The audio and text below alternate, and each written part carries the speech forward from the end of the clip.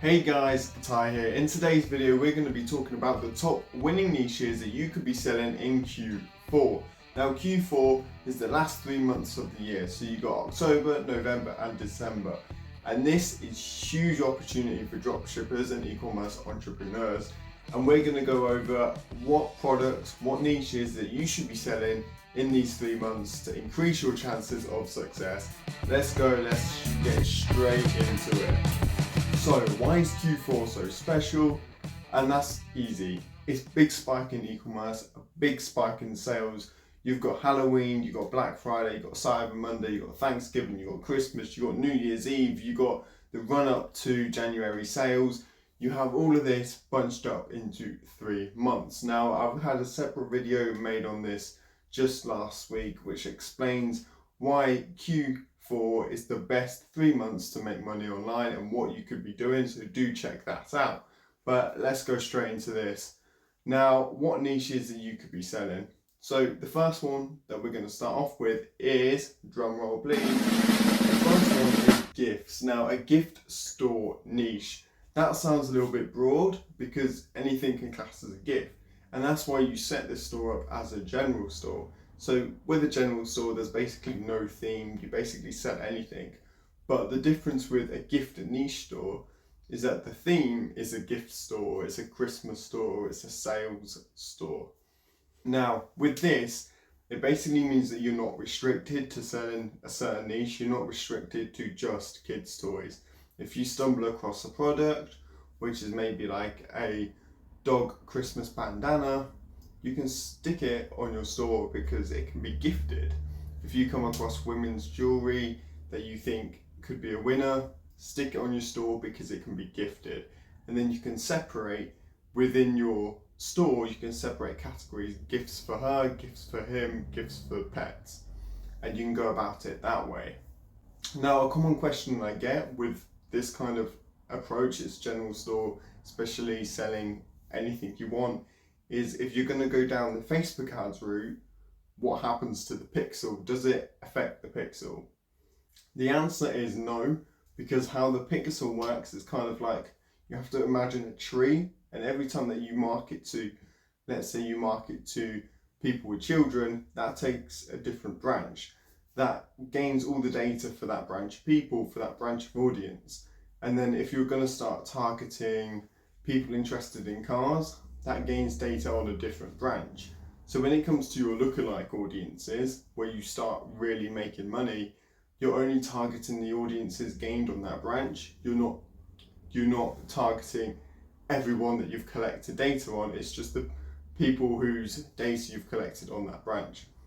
Hope that makes sense. Might have made it more complicated, but yeah, the point is, if you're running a general store, don't worry about the Facebook pixel. There is going to be overlap in audiences, just don't worry too much about it. Now, the second niche that you could be selling in Q4, which is very popular, and this is a no-brainer really, and that is toys. Coming up to Christmas, parents and family members are looking to buy children toys, and it's that simple. Some people start buying Christmas gifts as early as July and August, and then the run up to Christmas is when you start to know what the popular trends are, what the popular products are, and this is something that you can either piggyback off or you can try and create yourself. So last year, one of the popular kids toy products was a bike. I think it was a foldable bike or something, and that was an e-commerce product, and that went really well. Another popular toy, which I'm sure you might have seen on TikTok, was a remote control, hand gestured remote control car. And again, made loads of sales, made it to the top pages of Dropship Rabbit and Ecom Hunt. They're not really ones that you can get in store. If you can get them in store, it's not a massive deal breaker because people prefer buying stuff online. Nobody likes the Christmas like hustle and bustle inside stores. No one wants to come shoulder and shoulder, especially during a pandemic. Nobody wants that, they prefer to buy online. Now, a quick tip for marketing a kids store: if you're going to go down the Facebook ads route, make sure you're targeting pages, not just people with kids, but target people who are interested in kids pages. For example, one that I had last year, I targeted Smith's toy store as an interest, which is a big toy store here in the UK, and that went quite well. Another one to target is engaged shoppers, people with children. Don't forget, you're going to have people who are buying gifts for members of the family who probably don't have children themselves. They could be aunties, uncles, and they will be buying kids. They will be buying the toys for kids, but they don't have kids themselves. So just bear that in mind when you're targeting.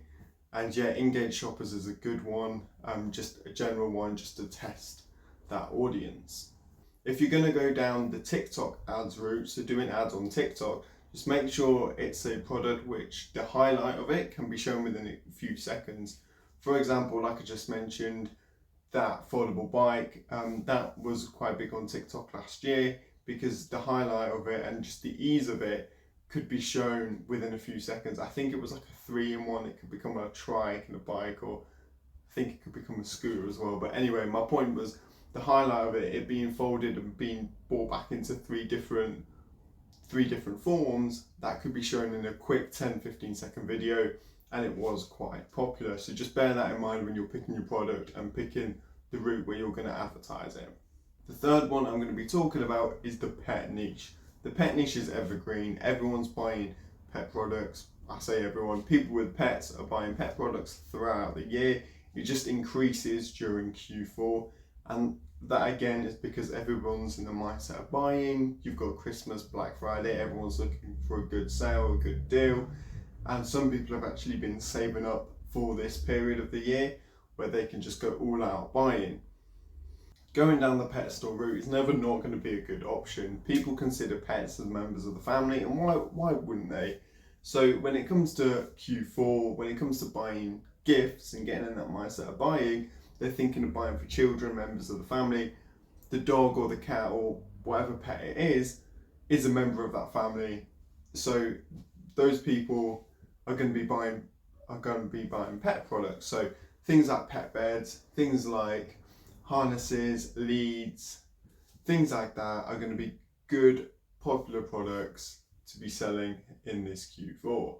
It's fairly easy to make a pet store look good because on the website, the hero image or the hero banner, which is the first thing that you see on the website, with a pet store, it's very easy to make it look good because everyone likes a smiling dog, everyone likes a good pet photo basically.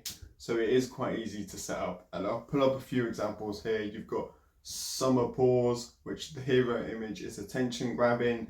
The site is very easy to navigate. I'm not quite sure what thing this is, but it's very simple. The same with this one here, Paw Patrol, uses the same technique. Big hero image, attracts attention, easy to navigate, straight to the point. You come on this website, you know it's not for car accessories or fashion, it's for pets, and you know it. Now, this one here, Easy Pet Life and Amazingly Cats, also do the same sort of thing. These kind of websites are very easy to set up. Like with the toy website or with the gift store, setting it up to make it look this good, to make it look attention grabbing, can be a little bit harder.